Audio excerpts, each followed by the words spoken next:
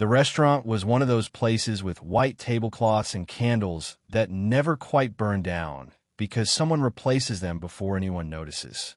I was at the head of the table, my wife Claire on my right, my two kids across from me, three old friends scattered around, and my brother Neil somewhere in the middle.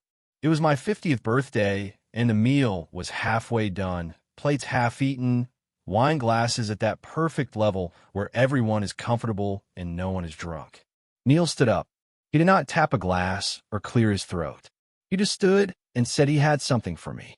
Then he walked around the table, placed a small wrapped package in front of me, and sat back down without another word. No speech, no story about growing up together, just the package and the quiet that landed with it. Everyone watched. I unwrapped it slowly because that is what you do at a dinner table when people are looking. Inside was a compass. Brass, old, the kind you might find in an antique shop or your grandfather's desk drawer. I turned it over and read the engraving on the back before I had even finished turning it, because I knew what it would say. I chose those words myself 10 years ago. To the person who always knows where he is going. I gave that compass to Neil at his 40th birthday dinner at a table not unlike this one. I looked up. Neil was already looking at me. Not smiling. Not angry. Just watching. The table had gone quiet in the way tables go quiet when something has happened that no one fully understands yet. And I understood it before anyone else at that table did. He did not give me a gift. He gave me back the one I had given him. My name is David. I am 50 years old, and I have a brother named Neil who is 6 years older than me.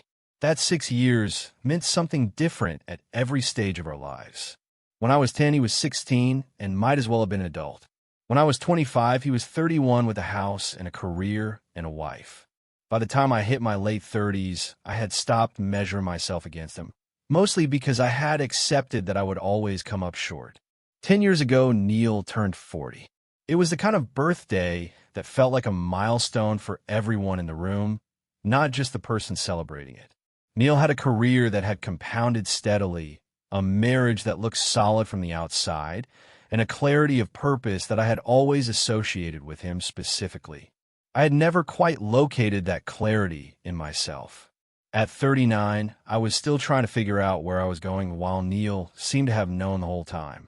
I found the compass at an antique shop a few weeks before his dinner.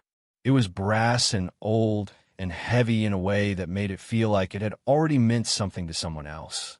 I had the engraving done on the back. To the person who always knows where he is going. I meant every word of it. That was the honest truth. At the dinner, Neil opened it, read the engraving, and looked up at me. He said it was the best thing anyone had ever given him. Then he put it in his jacket pocket and kept it there for the rest of the evening. I watched for that. I wanted to know if the gift landed, and it did, visibly, and that mattered to me more than I ever admitted to anyone. In the years after that dinner, the compass appeared occasionally. I saw it on Neil's desk in a photograph once. He mentioned it in passing another time, said he still carried it sometimes. I assumed it was still with him. I had not thought about it in at least 3 years. I had not thought about it until 30 seconds ago, when I held it in my hands at my own 50th birthday dinner and felt the weight of it and understood that something was being returned. Neil did not give me a gift. He gave me back the one I had given him. And he chose my 50th birthday to do it at a table full of people without a single word of explanation. That was not an accident. That was a choice he had been carrying for 10 years.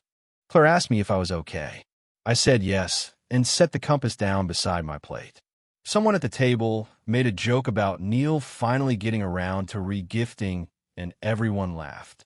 The conversation moved. That is what tables do. Someone asks about the kids. Someone tells a story about work. The rhythm picks back up, and the awkward moment gets absorbed and forgotten by everyone except the person who is still sitting there with his hand 6 inches from a brass compass he gave away 10 years ago. I participated in the conversation for the next 40 minutes, but I was not present in it. I heard myself ask my daughter about her classes. I heard myself laugh at something my friend Mark said, but I kept looking at the compass. It was just sitting there beside my plate, like a place, setting I had not expected. Neil did not explain it during dinner. He did not reference it again. He talked to my kids, and complimented the food and had 2 glasses of wine. He behaved exactly as he always behaves at family gatherings. Measured, warm, slightly formal in the way that is always read to me as Neil keeping something in reserve. I know that register well enough to know that tonight it meant something specific. At the end of the evening, the table broke up. Coats were gathered. Goodbyes started. I caught Neil alone for 30 seconds near the door. I asked him directly, "What is this about?" He said, "Call me tomorrow. He'll explain it properly." I said, "Give me one word tonight." He thought for a moment. Then he said, "Reckoning." His wife appeared and they said good night and Neil left. I stood at the door holding the compass. Claire came up beside me and asked what Neil said. I told her the one word. She was quiet for a moment. Then she asked if I knew what he meant. I said I thought so. She asked if I was going to be all right tonight. I said I did not know yet. She took my hand and we walked to the car. I held the compass in my other hand the whole way. Reckoning. That was the word he chose. And I understood it immediately. That is the part one am still trying to sit with. I understood it immediately, which means there is something between us that I have been carrying too, even if I have not called it by that name. Even if I have spent 10 years telling myself it was nothing. I sat in the kitchen that night after Claire went to bed. The compass was on the table in front of me. I did not turn on the overhead light, just a small lamp over the stove. I sat there and went back through it. What happened 10 years ago? What I did. Neil called me on a Tuesday night. It was late. I remember that because I was already in bed and I let it go to voicemail, and then he called again and I picked up. His marriage was in worse shape than anyone outside it knew. He told me things that night, specific things, about his wife, about his own failures, about what he was considering doing. He had not said any of it to anyone else. I was the person Neil trusted with that. He told me because I was his brother and because he thought I would hold it. I did not tell anyone what Neil told me. That is the truth. I never repeated his words to another person. But 2 months later, there was a family gathering. Neil's wife made a remark about something. I cannot even remember what it was now. Something small. Something that should have meant nothing. But I was irritated and I said something back. Not quoting Neil. Not revealing the confidence directly. But it was shaped by what I knew. Informed by it. The way you say something that could only have come from knowing something you should not know. Neil's wife noticed. Neil noticed. I saw it happen on both their faces. And I knew immediately that I had done something I could not undo. Neil never raised it directly. That was the worst part. He did not confront me or call me out. He just went quiet in a way that was not dramatic enough to name, but was real enough to feel. Our relationship continued. The birthday dinner happened. I gave him the compass. He put it in his pocket and said it was the best thing anyone had ever given him. And I believed that was the end of it. I told myself the gift had somehow settled the debt, or that Neil had decided to let it go. I told myself one of these things for 10 years without ever fully believing either. The compass sat on my kitchen table at 1 in the morning. I had given it to him as a partial apology I never named as one, and he had kept it for 10 years. And now he had given it back. That was not nothing. That was a message I'd spent a decade pretending I did not deserve to receive. I called Neil the next morning at 9. He answered on the first ring. That meant he was waiting. I told him I'd been up since 4. He said, "So have I." I asked him to explain the compass. He said he would, but he wanted me to say first what I thought it meant. I was quiet for a moment. Then I said, "You were telling me you never forgot what I did." He said, "I'm telling you more than that." He told me he carried the compass for 10 years because it was genuinely the best gift he had ever received, and because I genuinely meant it when I gave it. Both of those things were true at the same time as the other thing. He had spent 10 years not knowing what to do with all 3 facts occupying the same object. He said he kept it because he loved his brother. He said he was giving it back because he was tired of carrying something that had 2 different meanings, and he could not separate them anymore. I asked why my 50th birthday. He said because he wanted me to be 50 when I heard it. At 40, a man can still tell himself the story differently. At 50, I was old enough to hold it without either defending myself or collapsing. He did not want to have this conversation with a younger version of his brother who would have done one or the other. I said, "You've been waiting to do this for 10 years. He said, "I have been waiting until it felt like something other than punishment." I said, "Is it?" He said, "For me, no. I needed to say it. I did not need to hurt you with it." I said, "Did it hurt?" He said, "I know. I am sorry for the timing. I am not sorry for the truth." We stayed on the line without speaking for a moment. I looked at the compass on the kitchen counter. I said, "What do you want from me?" He said, "Nothing you have not already been carrying." I sat there with the phone against my ear. He did not hang up. I did not hang up.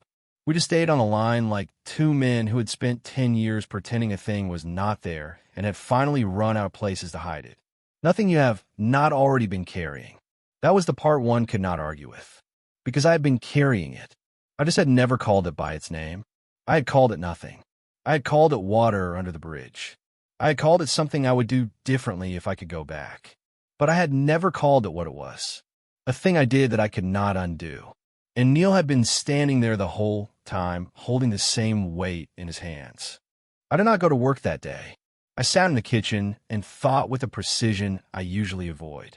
I went back through the 10 years and looked at my relationship with Neil the way I had not allowed myself to look at it. The slight distance that was always there after the incident. The way I had compensated. More generosity. More attentiveness. More showing up. I told myself it was just how brothers were as they got older and had their own lives. But sitting there with the compass on the counter, I could not pretend anymore. That distance was not natural. It was mine. I called my closest friend. Not Claire. Not yet. I told him what happened. The dinner. The compass. The call that morning. He listened and then asked one question. Did I ever apologize to Neil directly? I said no. He asked why not. I said because Neil never raised it, and I told myself that meant Neil had processed it and moved on. My friend said, or it means Neil was waiting for you to raise it. I said, I know. He said I had known for 10 years, and I chose every single morning not to say anything. I said yes. He said that is also something I was carrying. I sat with that for an hour. Then I called Neil's wife, not to discuss the compass, but because I had not spoken to her one-on-one in years, and I understood suddenly that the distance I attributed to logistics was something I manufactured. She answered on the fourth ring. I said I was calling to check in. She sounded surprised. The conversation was short and careful. She asked how Claire was. I asked how her job was going. She did not mention the dinner. I did not either. But I made the call, and that was something. After I hung up, I thought about what my friend said. Neil was waiting for you to raise it. I had known that. Not consciously, maybe, but somewhere underneath all the reasons I gave myself I had known. Every morning for 10 years, I woke up and chose not to say anything. That was not a passive thing. That was an active choice repeated 3,650 times. I told myself I was protecting Neil from an awkward conversation, but I was protecting myself from admitting what I did, from hearing him say it mattered, from sitting across from my brother and saying the words I should have said the week after that family gathering. I am sorry. I was wrong. What do you need from me? I had never said any of that. And Neil had kept the compass for 10 years, waiting to see if I ever would. I told Claire the full account that evening, not the version I had been carrying, the original incident, what I did, what Neil said on the phone that night, what my friend said to me. She listened without interrupting. When I finished, she asked one question. Why did I not tell her this before? I said I thought that not talking about it was the same as it not being there. She said she knew I thought that. She said she had noticed the distance between Neil and me for years and attributed it to the way men handle things and let it go. She said she wished she had asked. I said I wished I had told her. 2 days after the birthday dinner, I drove to Neil's house. Unannounced. That was unusual for me. I am the brother who calls first. The brother who checks in. The brother who manages. But I did not want to give myself the chance to cancel. I parked in his driveway and walked to the front door and knocked.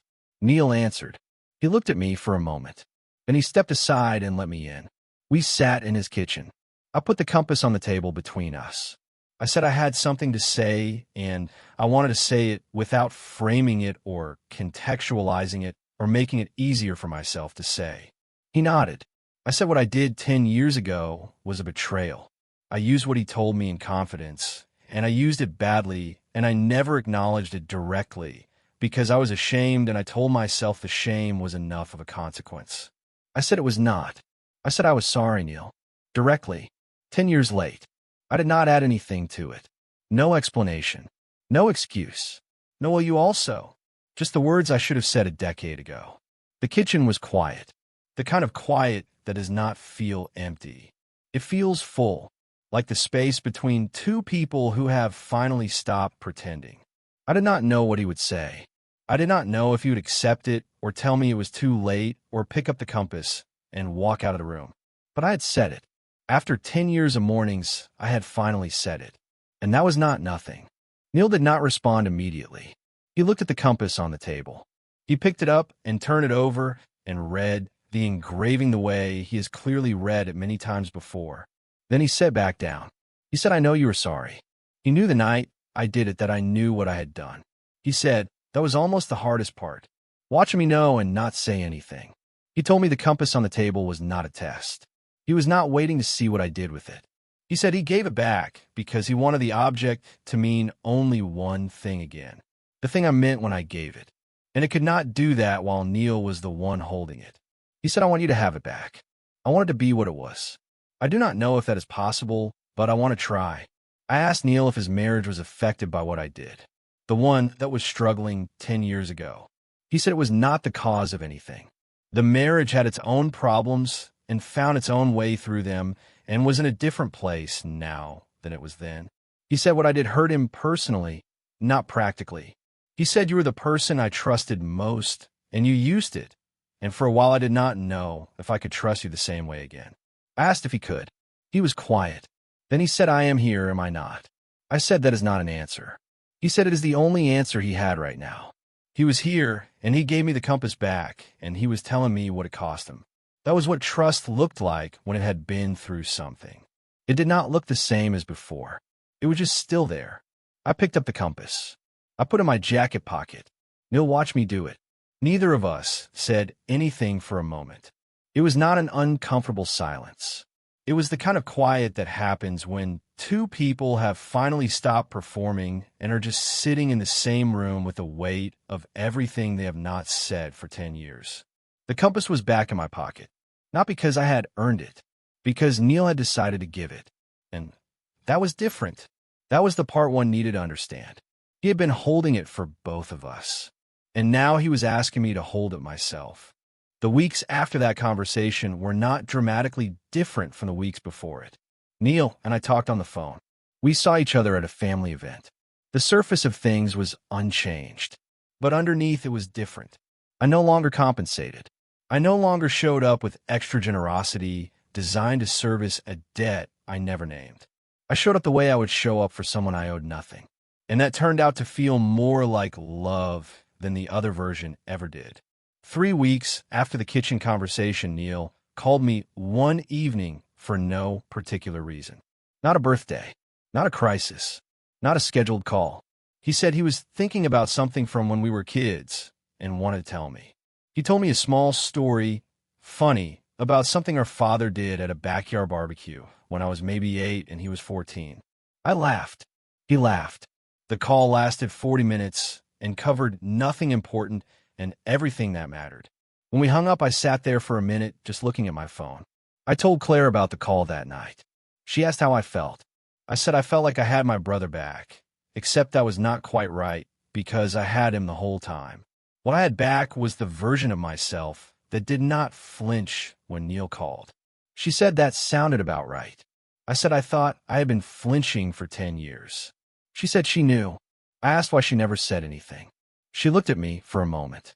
Then she said she was waiting for me to be 50. I thought about that all night. She had seen it. The flinching. The compensating. The way I held myself slightly different around Neil, like I was waiting for him to bring it up. And she had let me carry it because she knew I was not ready to put it down until I decided to put it down myself. That was love too, just a quieter version of it. The compass stayed in my jacket pocket. I took it out sometimes and looked at it. The engraving was still there. To the person who always knows where he is going. 10 years ago, I meant that. I still meant it. The difference was I finally understood that Neil had always known where he was going. The question was whether I did. And for the first time in a long time, I thought maybe I was starting to figure it out. 6 months after the birthday dinner, Neil turned 56. I did not get him a compass. I got him something else entirely. A book we both read as teenagers. A specific edition our father owned. I found it after 3 weeks of searching online and calling used bookstores and almost giving up twice. I wrapped it and brought it to his dinner and handed it to him without a speech. He opened it and read the inscription our father wrote on the inside cover. Both our names. A date from 40 years ago. He put it down on the table and looked at me for a moment. He said, "Where did you find this?" I said, "Took a while." He said, "Thank you." He meant more than the book. I knew that. That was why I found it. I still have the compass. I carry it sometimes. Not always. Not performatively. Just on days when I think I might need it. That turns out to be fewer days than I expected. The engraving on the back still says what it said when I chose the words at 39. To the person who always knows where he is going. I am 50 now, and not sure that was ever entirely true about Neil, and was definitely never true about myself. I think that might be what made it the right thing to say. Not a description of who Neil was. A description of who I needed him to be. The person who had it figured out, so I did not have to. Neil and I have a standing phone call now. Sunday evenings. Loose. Sometimes 20 minutes. Sometimes 2 hours. It was his suggestion. I said yes before he finished asking. The calls are not about anything in particular. They are about the 40 years before the birthday dinner and the years after it, and the ordinary Tuesday morning fabric of two brothers who almost let a decade of silence become the whole of the story. And did not. I put the compass back in my pocket that day, and I still have it. Not because I earned it back, because he decided to give it. Subscribe if you want to hear more stories about the things we never say to each other until we almost run out of time. What is something you've been holding on to for years that you need to finally give back or say out loud? Let me know in the comments.